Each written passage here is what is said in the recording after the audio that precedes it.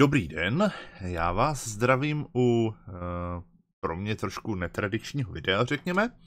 A je to hlavně teda tím, že tady mluvím živě, nemluvím ze scénáře, ale reaguji tímhle na takovou věc, která se mi stává docela často. Ostatně je to i část mojí práce. A to je to, že pomáháme lidem dohledávat předky, kteří byli nějakým způsobem zainteresovaní v první světové válce a potažmo i v dalších konfliktech. Těch způsobů najít předka, který byl voják, je několik a bohužel ne ve všech případech se dočkáte úplně, řekněme, adekvátního výsledku, který byste asi vy chtěli. Rozdělíme si to na několik takových druhů těch válečných účastníků, nebo těch veteránů, kteří se účastnili velké války. Jedním jsou teda legionáři, pak jsou to standardní teda vojáci rakousko-uherské armády a tím třetím druhem pak budou teda ty další vojáci, co sloužili třeba v druhé světové válce a potažmo v dalších konfliktech. Co se týká legionářů, tam ta možnost dopátrání je úplně, řekněme, nejlepší. Pokud váš předek v těch legích skutečně sloužil, tak těch informací o něm dokážete sehnat opravdu spoustu. Ideálním teda místem na pátrání je samozřejmě databáze Krev legionáře, na který teď zrovna momentálně jsem. Já vám všechny odkazy na ty věci, které tady budu probírat, nadám nejspíš do komentáře, který připnu zase dolů pod video. No ale teď už teda blíž k tomu. Databázi Krev legionáře tak spravuje Československá obec legionářská. Vycházíme tam, co se týká těch záznamů z původních karet a spisů poslužných legionáře, který byly vedený teda přímo za první světové války a jsou tedy uložený ve vojenském ústředním archivu. My teda máme tady takový základní informace o těch chlapech, většinou ten základ je o tom místo, datum narození, máme tam většinou, jakýho byly náboženského vyznání, případně u jaký byly politické strany, máme tam teda, v jakým sloužili pluku rakousko-uherské armády, potom potažmo kdy a kde byli zajatý a najdete tam teda potom, do jaký jednotky byli ty vojáci ještě zařazený. Do které jednotky těch legí byly zařazeny a případně ještě nějaký další doplňující informace. Takže pokud vy tušíte, že jste měli předka v těch legích, já budu tady to ilustrovat třeba na svým pradědovi, tak ideální je, když víte, že byl má nějaký neobvyklý příjmení, tak je dobrý vyhledávat jenom podle něj. Vždycky je základ tam těch věcí, co o něm víte, vypisovat co nejmíň, protože jednoduše se mohl stát nějaký přepis v datu narození, šestka vypadá hodně podobně jako osmička, když ji někdo blbě napíše, sedmička jako čtyřka a podobně, takže ty čísla data narození se občas hodně mění, nehledě na to, že ty legionáři samotní si velmi často pletli datum narození s datem křtu, který se někdy od sebe lišilo pár dní, ale někdy třeba i několik týdnů. Takže tohle, když máte nějaký neobvyklý příjmení, je lepší si tam prostě napsat to příjmení. Samozřejmě, když váš děda bude Novák a bude František, tak by to chtělo aspoň i kde se narodil. Tak já vím, že teda můj praděda se jmenoval Robert a byl ze Záblatí, tady ho teda máme. Tady jinak vidíte teda všechny ty legionáře s příjmením Chmelík, který pocházeli, který teda byli v legích, takže jich není úplně málo. A já ještě hledám Aloise Chmelíka, který byl tak pradědův brácha, takže můj prastrejda, který v těch legích taky sloužil. No a když my si ho rozklikneme, tak právě, nebo nejdřív rozkliknu toho Aloise, protože základní profil toho legionáře vypadá takhle. Jsou to jenom základní informace, kterými právě vyčteme z toho legionářského poslužního spisu a jeho osobní karty. Máme tu teda, jak jsem říkal, ty místa a data narození, máme tu, čím byl zaměstnaný, že byl teda tesař, byl národní socialista, sloužil u 75. z Jindřichova Hradce, byl zajatý 22. listopadu 1914 v Kostelci, hodnosti vojína a do legí se přihlásil už v polovině října 1916 se svinském závodu někde v Permské gubernii. Hádám, že tam asi pomáhal dělat v té továrně nějaký, když byl přece jenom vyučený tesař. Do legií teda byl zařazený po tím velkým náboru, který probíhal po bitvě u Zborova a byl zařazen do záložní sapérský půlroty 2. střelecké divize československých legií v Rusku. Hodnosti teda vojína. Demobilizován byl pak teda po příjezdu domů a sloužil u 2. technické roty, který třeba potom velel i budoucí velitel opevňovacích prací Karel Husárek. Tohle jsou teda základní informace. My ale jako obec legionářská stále tuhletu databázi rozšiřujeme. My bychom byli totiž rádi, kdyby jsme tam jednak věděli, jak ten legionář vypadal, a zároveň bychom rádi, kdybyste nám tam doplnili i jeho osudy po té první světové válce, kterými nevíme. Takže já jsem tady právě doplňoval teda, že praděda byl po legích dál horník, potom byl persekován komunistickým režimem, zemřel v srpnu 1951 a je pohřbený v Lomnici nad Lužnicí a i teda kolik měl dětí. A poskytnul jsem teda všechny fotografie, které teda k pradědovi mám. Tady je teda fotografie baráčníků, někdy ze 30. 40. let, kdy se ty chlapy fotili v Lomnici. Pak tady máme jeho působení teda na vojně v rakousko-uherské armádě. Můžete ho vidět tady v roce 1911. Tady je teda zadní strana toho dopisu a tady už je v legích, kde už je teda vyfocený buď někde ve Vladivostoku, anebo to může být klidně i po příjezdu domů do Československa, když se ty chlapi někde fotili. Tak, co tady vy teda pro vás vyčtete? Když ho teda najdete, zjistíte teda, u který konkrétní jednotky ten váš předek sloužil. V mém případě teda u mýho pradědy to byl 11. střelecký pluk Františka Palackého. Vidím teda, že byl zajatý hned na začátku války v Ruský Ravě, to je buď to bude dnešní Polsko nebo Ukrajina, a nejdřív byl v červnu 1918 teda v Novonikolajevsku zařadil do legií a byl teda zařazený do strážnické roty a potom teda sloužil v tom 11. střeleckém pluku. Tak, to jsou takové základní informace, co vy tady můžete najít. Pokud byste chtěli těch informací mít víc, můžete si zažádat u Vojenského ústředního archivu, aby vám poslali kopii legionářského spisu a právě i té karty legionáře.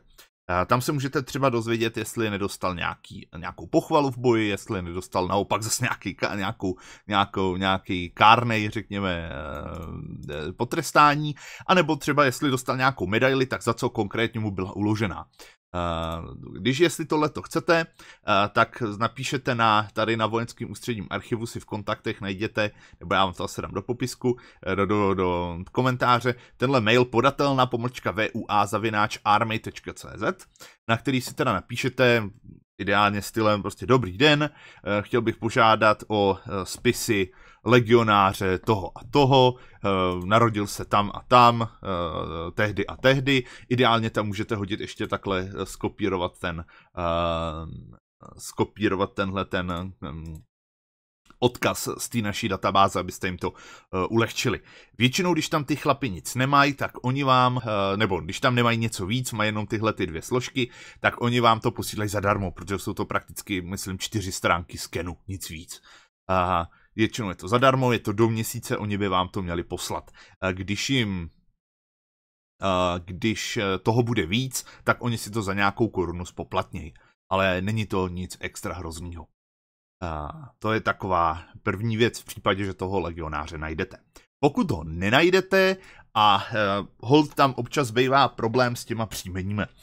Prvním problémem jsou tam zejména německý příjmení, kdy legionáři si často jak křestní jména, tak ale i příjmení různým způsobem počešťovali. Takže ze Švarce psaného Schwarz se najednou stává Schwarz psanej Sešil, anebo se z něj klidně taky mohl stát Černý, jo? Že oni si to tam ty chlapy takhle dost počešťovali. Stejně tak z Wilhelma se najednou stane Vilém, nebo Vít a podobně, takže na tohle to dávat pozor. Ideálně, když víte, že byl nějakou dobu opravdu už ta rodina sídlila v nějaký konkrétní vesnici, tak si tam napsat místo té vesnice a podle toho se je zkusit dohledávat, když vám to poprvé najde.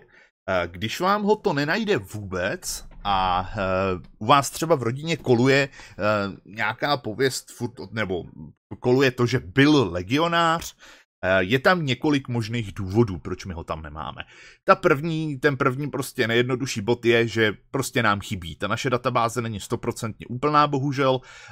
Z těch skoro 150 000 chlapů, který mají status legionáře, tak my jich tam máme něco přes 135 000, takže bohužel máme jich tam něco okolo třeba 95%, ale někteří nám chybí. My v tomhletom případě mu samozřejmě můžeme tu složku založit, ale potřebovali bychom nějaký potvrzení, nějaký důkaz, že on ten legionář skutečně byl. Tím pro nás může být třeba jeho fotka v legionářské uniformě, může tím být pro nás nějaký třeba dekret o udělení vyznamenání za to, že byl v legích a podobně. V tomhle případě vy můžete napsat přímo na náš mail, ostatně, nebo ještě teda jsem dodal, když budete chtít nám dodat k tomu předkovi nějaký ty informace, tak právě tady dole přímo pod tím jeho, na tom jeho profilu máte možnost, napište nám, tady nám vyplňte vaše základní údaje a můžete nám to vyplnit jednak životopis k tomu legionáři, aby jsme teda měli tak nějak dohromady ten jeho osud, no a pak tady nám můžete přiložit právě k němu i fotografie. Ale případně ještě můžete napsat na mail legionary@csol.cz, já vám to zase dám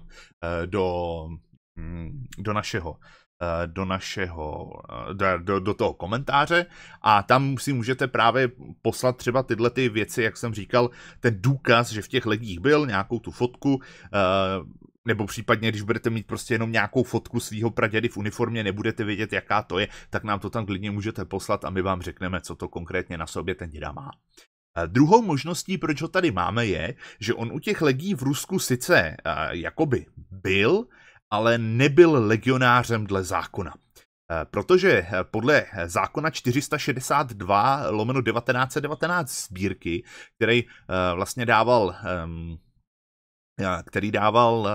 nebo byl to zákon, který řešil ty výhody pro legionáře, ale právě stanovoval i, kdo legionář konkrétně je. A podle něj legionářem je jenom ten, kdo dobrovolně před vznikem Československa, tedy před 28. říjnem, vstoupil buď to do těch našich samostatných vojenských jednotek, který jsme měli v Rusku, v Itálii, Francii, a nebo dobrovolně sloužil nebo přihlásil se do služby do nějaký spojenecké armády dohody. Takže mohl sloužit třeba v srbský, britský, americký armádě nebo jakýkoliv jiný. A na tomhletom teda, na základu toho teda my už se stal tím legionářem. Jenomže, nebo měl nárok na ty legionářské výhody. Ale potom, když vzniklo Československo, tak třeba v Itálii a v Rusku proběhla mobilizace, kdy to Československo přímo mobilizovalo na tom území svoje vlastní občany do té války. Ale to už jste byli vlastně, nebyli jste dobrovolníci, už jste byli naverbovaný povinně a už jste teda na ten status legionáře neměli nárok. A druhá věc tam ještě je, že zejména v tom Rusku některý ty chlapi z těch zajateckých táborů prostě se k těm legím přidali, ale nechtěli být vojáci, nechtěli bojovat. Už toho měli dost, takže sloužili jako civilní pracovníci u těch legí. Mohli třeba pracovat v továrnách pro ty legie, mohli tam dělat třeba účetního nebo cokoliv si vzpomenete, nebo doktora, ale oni nebyli zařazeni přímo do stavu toho vojska. Sice se pak dostali stejně jako legionáři tou lodí domů, ale už teda nemají přímo ten nárok na toho legionáře, takže proto my ho tady nemáme. To je teda druhá možnost. No a další možnost je, že prostě v těch legích nikdy nebyl. Velmi často se nám holt, zvlášť na legiovlaku, stává, že přijdou lidi s tím, že praděda byl legionář, určitě teda byl v legích a tak dále, jenomže potom se teda dozvíte, že se domů vrátil v 17. roce, protože byl zraněný. No tak těžko asi mohl být v legích a vrátit se v 17. roce domů. Tam velmi často holt se pak dostanete teda na to, že často si ty lidi myslí, že legionář znamená každý voják, který byl v té první světové válce, což prostě není pravda. Nebo našich chlapů v rakousko-uherské armádě bylo okolo 1,5 milionu, legionářů bylo 150 000, takže 10krát víc těch chlapů bylo v rakousko-uherské armádě, takže rozhodně ne každý, co byl ve válce, byl legionář. Další právě ještě možností, jak jsem říkal o té mobilizaci, tak to je, že v Itálii byly tvořeny jednotky tzv. Československý domobrany v Itálii. Bylo to několik desítek tisíc chlapů ve výsledku, ale byli zase povoláni až po vzniku Československa a ty chlapi se hlavně zúčastnili potom třeba bojů na jižním Slovensku s Maďarskem. Na ně my konkrétní vlastní naší databázi nemáme, ale jejich databázi má právě vojenský historický archiv. Zase na této stránce, co vám pošlu, tady máte databázi, kde můžete vyhledávat víc těch věcí. Můžete tu právě nacházet ty legionáře, ale ta naše databáze je podstatně podrobnější. Ale je tady právě už i ta domobrana v Itálii. Takže řekněme, že budeme hledat, co mi tu sekla klávesnice, někoho s příjmením třeba Kalvoda. Tak dáme vyhledat. A máme tady teda všechny kalvody, které byly v těch legích v Itálii, v té domobraně v Itálii, dáte si tu teda náhled. A je tady jenom takováhle jeho základní karta. Že teda aspoň víte, v jakým, že byl ve čtvrtém, to bude hádám čtvrtý prapor asi, nebo prapor bych typoval. Byl v hodnosti teda desátníka, pocházel z Velešovic, datum narození zhruba tady máte. Takže podle toho můžete tak nějak zhruba odhadnout, jestli on to byl. I o tyhle ty domobrance si můžete zažádat zase na té podatelně VUA, takže i jejich kartu vám pošlou. Průšvih ale nastává ve chvíli, kdy vy byste chtěli najít nějakého toho vašeho předka, který sloužil v rakousko-uherské armádě. Tam je totiž ten průšvih, že evidence těch vojáků z první světové války našich byla prakticky úplně celá skartovaná v průběhu minulého režimu.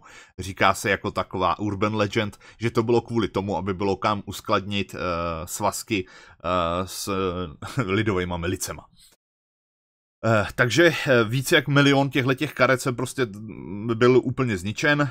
Tam dohledatelný jsou jenom některé ročníky, vesměs jsou to, já si teď bohužel nepamatuju z hlavy, ale někde to jde dohledat, jestli oni to nemají přímo tady, ale jsou to vesměs ty ročníky úplně nejmladších, takže třeba ročník, řekněme 1899 a 1900 a těch úplně nejstarších, ale ty nejhojnější ročníky byly úplně skartovaný, takže šance, že ta karta toho vašeho pradědy bude existovat, je prakticky skoro úplně nulová, bohužel. Co jsme ale schopní tak nějak dát dohromady, díky projektu velkáválka.info, tak jsme schopní tak nějak zhruba dát dohromady, kde ten váš praděda sloužil, kde bojoval.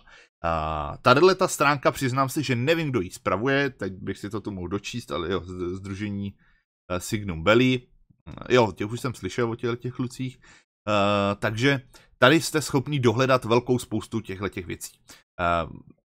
Bohužel, když vy o tom vašem pradědovi nemáte žádný zprávy, většinou ani nevíte, kde on konkrétně sloužil. K tomu tady je v jednotkách máte, kde bojoval můj praděda a tady můžete zadat obec, ze který on teda pocházel, kde on se narodil. Takže dejme tomu, že dáme to Záblatí, kde sloužil kde se teda narodil kde se narodil ten můj děda, nebo kde žil praděda. Tak a politický okres Prachatice, on by měl být politický okres Třeboň, tak, to je ono. A vidíte, že tam teda rekrutoval 75. pěší pluk, 29. zeměbranecký a 29. domobranecký. Pak jsou tam ještě prapory různých polních myslivců a dělostřelectva, to už je bohužel horší k dohledání. Tam se nabíralo už, jestli on váš jako předek u těchto jednotek byl, tak už se tam opravdu nedá pořádně dohledat ty bojiště, nebo těžko už se tam dovíte, jestli byl u toho dělostřelectva nebo nebyl, protože tam už se vybíralo výběrově, řekněme, ale v naprosté většině je ta pravděpodobnost, že byl v nějakým z těchto standardních pěších pluků, nebo pluků pěchoty. Když si teda rozklikneme ten 75. pěší pluk, tak můžete vidět tady výpis všech bitev, kde on konkrétně kdy teda bojoval, jo, z kterých bitev se zúčastnili. Takže můžete tady vidět třeba právě, že se bojovala u té Ravy ruský, kde byl zajatý můj praděda, a když si jedeme tady dolů, tak tady můžete vidět třeba i teda bitvu u Zborova, kde bojovali proti našim legionářům. A máte tady už kompletně teda rozepsáno, kde ten pluk bojoval, kde sloužil, na který frontě, jo, vidíte, že tady potom bojovala část na italské frontě, takže už jste tu schopný tak nějak si dát dohromady, kde ten váš praděda konkrétně sloužil, co tam tak asi mohl zažít, který ty boje teda on prošel. Dalším ještě chtěl jsem tu ještě něco na té velké válce ukázat. Seznam jednotek, to jsme sice mají ukázali. Dalším bodem je, že ten váš nějaký předek v těch legích, v té první světové válce umřel. Tohleto my naštěstí jsme schopni taky dohledávat, jednak je na to teda ta databáze toho vojenského historického archivu, takže když dáme zase Kalvoda, máme tady třeba Kalvodu Aloise, který se nahořel v Pohořelicích, narodil a zemřel na Dorné Vatře na Bukovině, takže v Srbsku, ne, Bukovina, to je vlastně, to je na ruská ta Melu, pardon, a sloužil u dragonského pluku, no, ten uvidíme, průbneme to. Protože, co se nám dochovalo z té rakousko-uherské armády, to jsou kroniky padlých. A tady teoreticky by se podle tohohle měl, přiznám se, že ty dragonský pluky jsem ještě nevyhledával, knihy padlých, jestli konkrétně jsou, ale spíš to asi průbneme na pěchotu, ať tady se úplně nezaseknu na půl roku. 21. pěší pluk a padl teda na Haliči, takže zase ruský bojiště, tenhle ten Kalvoda František. Takže hledáme pěší pluk. 21. pěší pluk, tomu je právě výborná tahleta digitální studovna Ministerstva obrany. Najdete tam spoustu knížek, které se týkají třeba první republiky nebo celkově první světové války, ale stejně tak tam právě najdete i tyhle záznamy, které si vedly ty jednotky. A my teda potřebujeme najít toho Kalvodu. Takže si tu dáme vyhledat ve všech, jinak tady, co jsem já předtím naklik, tak to byla jenom jedna konkrétní knížka toho pluku. Když si tady vymažete ten dotaz, tak tady jsou všechny matriky, který ten 21. pěší pluk si ved. A když si tu dáme teda vyhledat, jestli tady ono tady ještě tady veme to příjmení. Takže máme tu Kalvodu Františka, já hledám Bohumíra. To jsem nechtěl. Zpátky. Tak. Bohužel, oni tam jdou vyhledávat teda ty chlapy takhle částečně přes ten automat.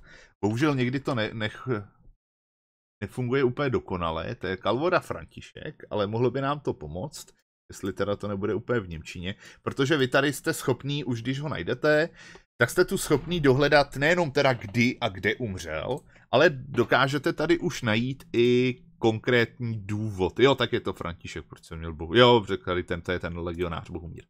Teda domovranec. Tak, máme teda toho Františka Kalvodu. Bohužel je to teda německy, což já se přiznám, že německy umím takhle jako prd, ale takový základ už se trošku dozvíte, takže tady máte teda datum úmrtí. Máme tu teda, že 7. května 1915 u Brstozeka v Haliči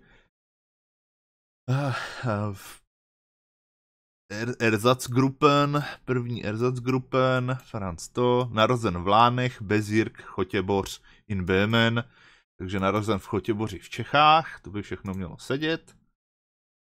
Tak, 27. ledna 1888, Männlich, to by měla být ta, ne, pohlaví. Männlich, oder, ne, přiznám se, němčinu nedávám.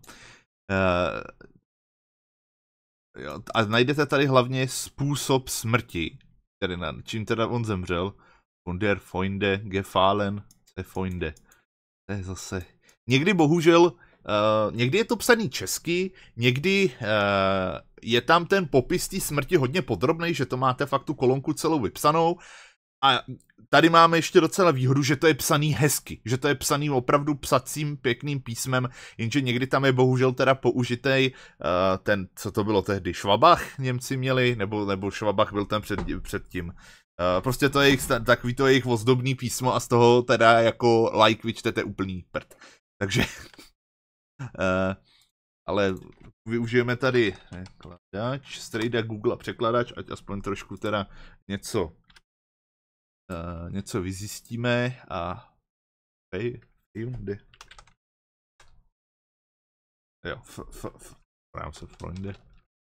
Takže vor den Freunde gefallen padlo vedle.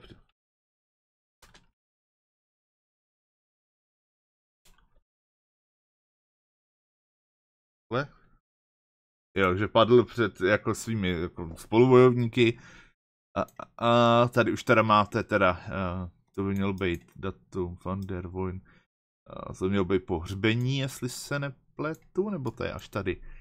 A tady, kdo ho prohlásil za mrtvýho, že to byl teda tady profesor, no prof, jo, dobré, nebude profesor, ale to bude asi vrchní feldkurát, nebo profesor Filus, polní kurát, polní špitál, polní nemocnice. Tohle to se teda přiznám, že nepřeluštím, co má být tohle.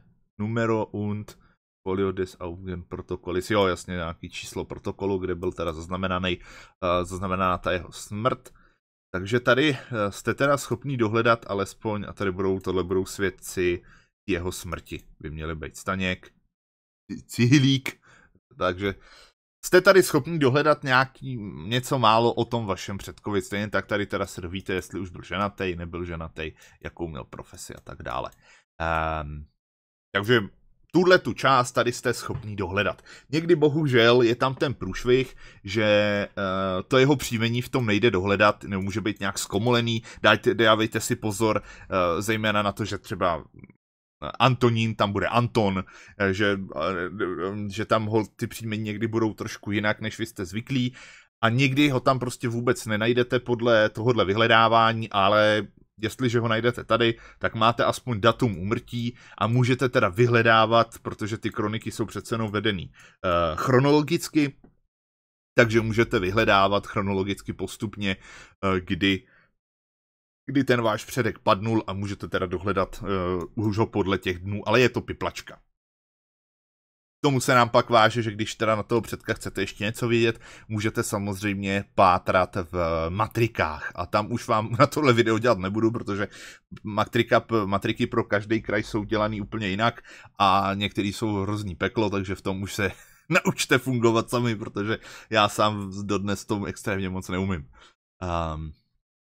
Tak, to by bylo teda něco málo k tomuhle a ještě já se teď vrátím k těm legionářům a dám vám ještě pár nějakých dalších tipů. Když vy teda zjistíte tady u toho mýho pradědy třeba, ve kterým teda pluku on sloužil, můžete si velmi jednoduše vy sami zjistit, ve který konkrétní lodi on se vracel domů a zároveň pak si i najít něco k tomu pluku, kde on sloužil. Co se týká teda těch lodí domů, tak tomu bych vám doporučil jít přímo na stránky ČSOL,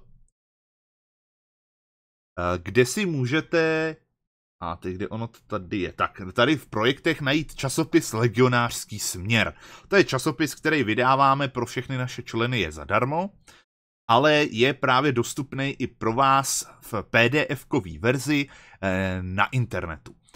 Tady si najděte rok 2020, kde si rozkliknete a najdete si tady tenhle ten legionářský směr. Je to speciál transport ke 100 letům toho, že doplul poslední transport našich legionářů z Ruska a jsou tam ty klasické čísla teda těch našich časopisů, je tam vždycky část věnovaná historii, když si ho rozklikneme třeba na mátkou tenhle, je tam vždycky část věnovaná historii, nějaký bitvy třeba a podobně, ale vždycky je tam pak právě velká část věnovaná tomu, jak se momentálně třeba daří našim válečným veteránům, nějaký další, třeba tady máte teda zážitky z Perského zálivu, ale najdete tam třeba tady i náš legiovlak většinou a najdete tam většinou i třeba tady stav našeho muzea v Praze, ale najdete tam taky kromě jiného ještě třeba to, co ty naše jednoty, které jsou různě po Československu nebo po celém světě vlastně už, tak co dělali, co se kde konalo a tak dále, takže můžete tam podle toho tyhle ty věci dohledat. Tyhle ty věci najít. No ale nás teda zajímá tenhle ten legionářský směr těch transportů, kde máme už rozebraný konkrétně ty transporty a hlavně jednotlivý ty lodě, které naše legionáře vezli domů. Takže už jednoduše můžete dohledávat jednotlivý ty transporty, když si tady jeden rozklikneme náhodnej, tak to jsou invalidi, protože ty transporty z Vladivostoku začínají hned na začátku roku 1919, ale domů odplouvají legionáři, kteří vlastně pro to naše vojsko už nemají, řekněme, hodnotu. Jsou to právě invalidové, nemocní, přestárlí a podobně. Bojový útvary odplouvají až úplně na konci 19. roku první a tím prvním je teda první střelecký pluk Jana Žižky z Trocnova na lodi, to byla Jonan Maru, nebo co byla ta první, hledáme tady Karla Kutlvašra, který tomu velel. Oleg Svátek, toho nechceme, Teres Montes, tady máme Kutlvašra, Jonan Maru. Takže tady vidíte teda, kolik vezla lidí, máte tady teda, že převážela část prvního střeleckého pluku mistra Jana Husy, že převážela teda štáb a první a druhý prapor plus kulometnou rotu, obos, hudbu plukovní, ošetřovnu a strážní oddíl. Velel tomu teda podplukovník Kutlvašer, máte tady teda dobu plavby, odkud a kam pluli a máte tady už teda i nějaký zážitky z té plavby, pak tu máte něco o veliteli toho transportu, něco málo o té lodi samotný. Takže takhle jste schopní, když si klikneme třeba tady na Matěj Němec, tak ten velel 3. střeleckému pluku, velel teda transportu na lodi Madavaska, mimochodem tímhletím transportem se domů vracel i třeba inspektor našeho vojska v Rusku Šokorov, generál ruský, ale taky třeba jeden z členů naší síně hrdinů Vojtěch Boris Luža. Takže tady máte už rozebráno, že teda Matěj Němec velel 2. střeleckému pluku a ten, střelecký pluk, no. Jo, velel 3., ale vracela se tudy právě i část 2, který právě tyhle části velel Boris Luža, já už jsem se do toho zaplet, protože Luža sloužil u 2 a právě se vracel takhle společně s 3, tak on tam byl zástupce toho Matěje Němce. Už jsem, zblblej trochu. Tady už teda zase vidíte přesně ty další informace, ale můžete se tu právě pak blíž už dočíst, jak teda dopluli do Terstu a tak dále. Zjistíte tu teda i kudy oni konkrétně pluli, přes který ty města oni se domů vraceli. Jestli jeli tou jižní trasou, to my tady máme rozebraný. Na začátku je to tu nějak líp kreslený.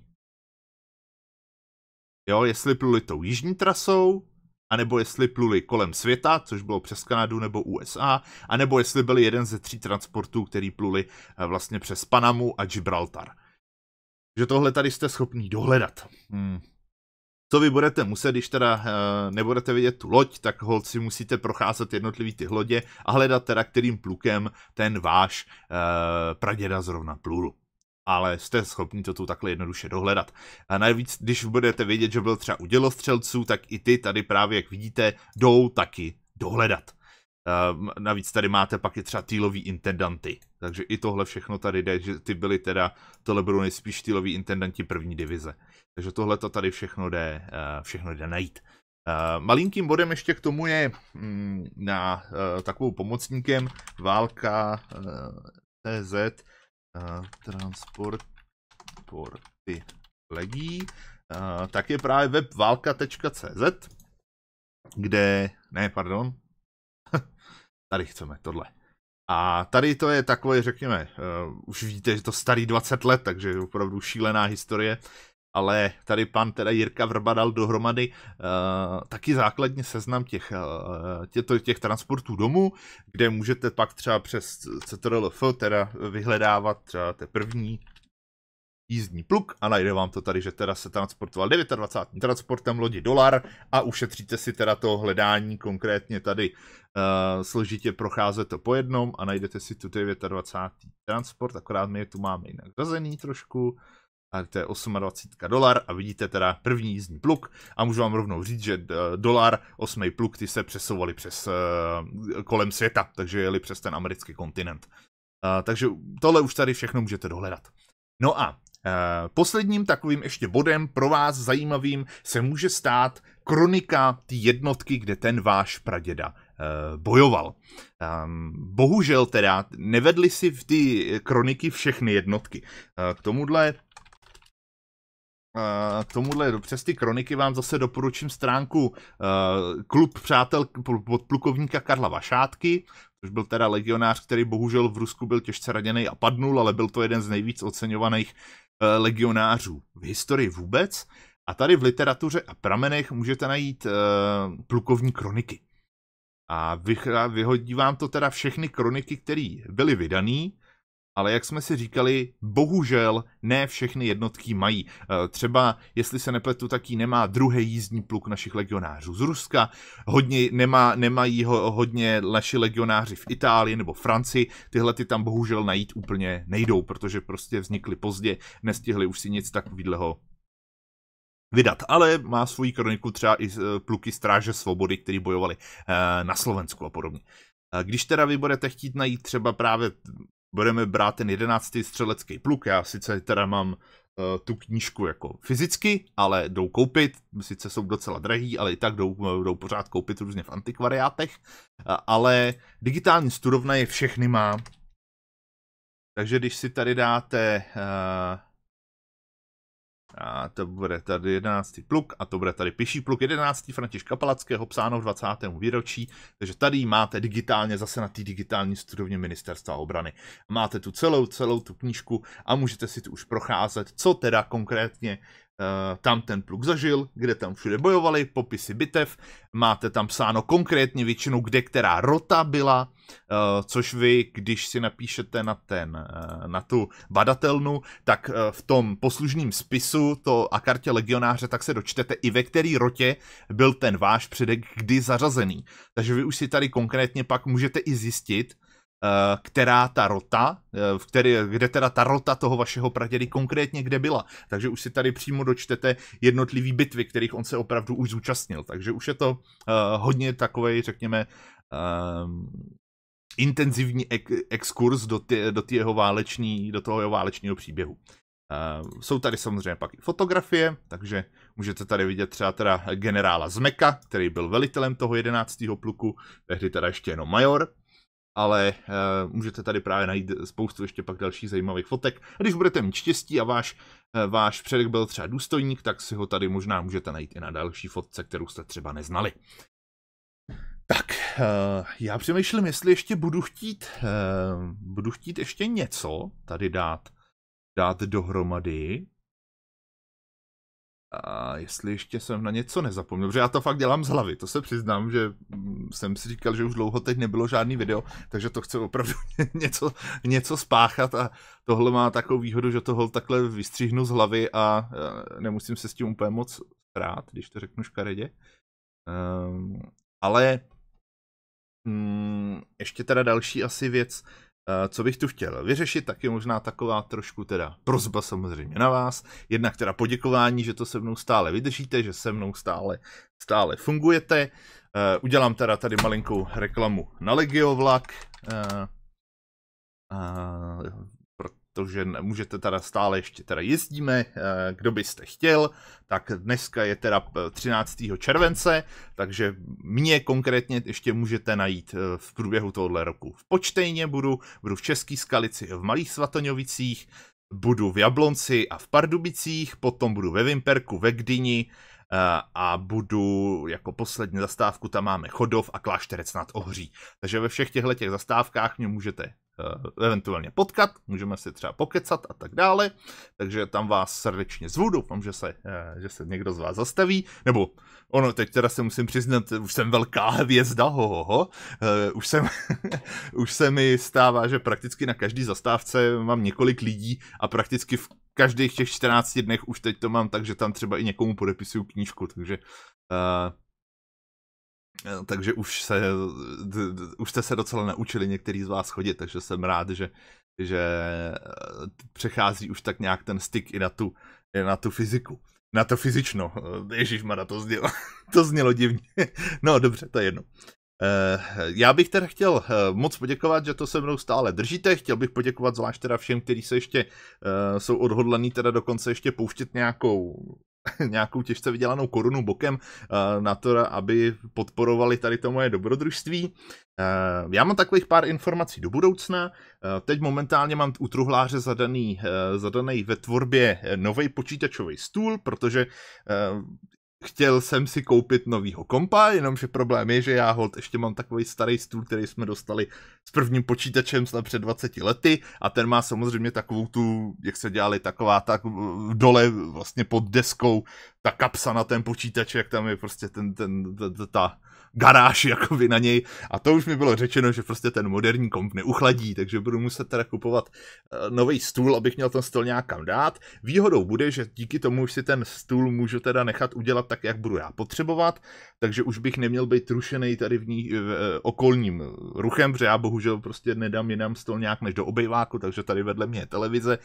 Ale už by to tu mělo být daný tak dobře, že za mnou budu mít zeď, takže bych snad byl být schopný tu televizi potlačit a už bychom mohli konečně začít dělat streamy, o kterých já už fakt dlouho jako s ním, jsem se o něco pokoušel, jak vy sami víte, ale teda bezúspěšně, nebo dobře, pár jich bylo, ale nedostal jsem se díky tomu právě, v jakým tady jsem bohužel prostředí, tak jsem se k tomu nemohl dostat někdy naplno, ale už by snad mohli začít ne úplně pravidelný streamy, protože samozřejmě nebudu moc streamovat v době, kdy budu na vlaku, ale řekněme v těch 14 dnech, co pak jsem vždycky doma, tak bychom se pár dní vždycky mohli na nějaký to streamování pustit. Buď, že bychom třeba řešili historii, nebo že bychom se pustili do nějakého hraní. Dál teda tam mám ještě jedno takový info, nejspíš teda někdy asi po velkých prázdninách proběhne další společný stream s Tomášem z Tartaruscastu, se kterým jsme se domlouvali, že bychom se podívali trošku na začátek války a na naše legionáře v Srbsku, takže to je taková reklama do budoucna, na co se můžete u mě těšit.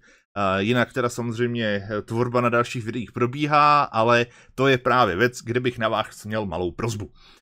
Zaznamenali jste teda relativně 2 teď poslední úspěšný videa, které byly teda těch mých oblíbených 5 tanků, nebo 10 tanků, já už ani nevím, kolik to bylo, a pak teda na ty boje těch letadel proti tankům.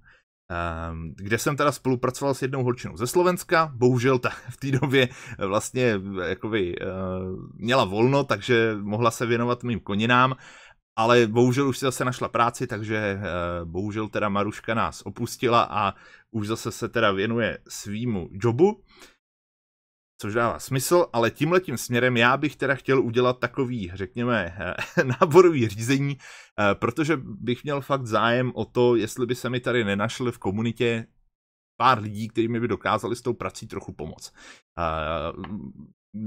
Co se týká shánění zdrojů a tohleto, to samozřejmě jsem si schopnej dát dohromady sám. A to zároveň je to teda asi i nejvíc baví tvoření, teda ta rešerše a tvoření samotného toho scénáře na ty videa. Čeho já moc bohužel nejsem vůbec schopnej, tak je jakákoliv grafická úprava. Já prostě s těma programama neumím, jsem v tom nešikovnej, nebo celkově mě nikdy nešlo ani malování, já prostě ten talent graficky nemám, takže já když se snažím graficky něco dělat, tak to vždycky vypadá jako když koza se chčije na plech, jak se tady u nás říká. Takže bych byl moc rád, jestli by se tady našel někdo, kdo by byl schopnej dělat mi třeba náhledy, dělat mi eventuálně nějakou grafiku do videí, vystřeba mapy a podobně. A pak, kdyby se teda ještě našel někdo, kdo by byl schopnej dělat i animaci. Protože už mám tady víceméně hotových i několik scénářů na bitvy. Problém ale je v tom, že já bych ty bitvy prostě chtěl vypouštět, až když bude taková ta hejbací mapa stylem, jaký to mají třeba Heroes and Generals, nebo Warriors and Generals, ten kanál, že jak tam máte prostě záběr na tu bitvu a jak se ty jednotky hejbaly po tom poli a tak dále. Takže nemusí to být samozřejmě takhle až graficky propracovaný, bude mi to stačit jako daleko míň, přece jenom v poměru nějak tak velikosti toho mýho kanálu, ale aby tam bylo alespoň něco, abyste si dokázali jako sledující představit, jak tak bitva konkrétně probíhala, a ne, že tam budu dělat v malování čárky červenou šipkou, což samozřejmě není úplně ideál. Takže kdyby byli dva lidi schopni, nebo kdyby to byl jeden člověk v kuse, samozřejmě by to byl ideál. A druhým teda člověkem, kterýho bych fakt potřeboval, jestli by se tu někdo nalezl, tak by byl editor. Protože jestli mě něco absolutně jako nebaví a absolutně mě sere na té tvorbě, tak to je právě editace videí a potažmo i zvuku. Protože jednak, jak jsme si řekli, já a tyhle ty moderní věci nejsem v tom úplně jako... Ty videa vlastně prakticky veškerý, který jsem dodnes udělal, tak jsem si všechno fakt dělal sám.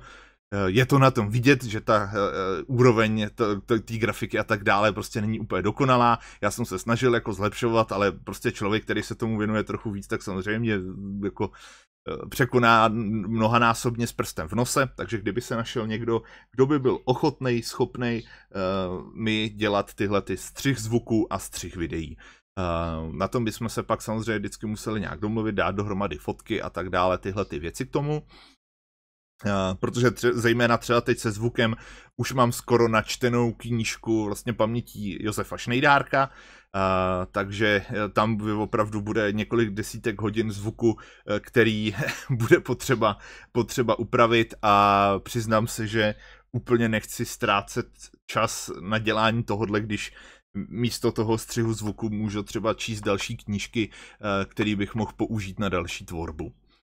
Jinak teda teď dám do infa, že teda už začínám dělat konečně, začal jsem teď číst k paměti Radoly Gajdy, mám nakoupených dalších pár knížek na něj, takže už se pomalu dostávám na to video, teda, který bylo odhlasováno na teda Síně slávy na Radolu Gajdu, takže na toho se brzo dočkáte. Takže teda, jak už jsem říkal, grafik, potažmo animátor v jednom, a pak teda, kdyby se našel ještě někdo na ten střih. Klidně to může být jedna osoba v jednom, je mi to jedno. Když vás bude víc, o to líp si tu práci rozdělíme. To je teda jedna věc. Druhá věc je samozřejmě pak nějaká odměna. Řekněme, že nejsem úplně obří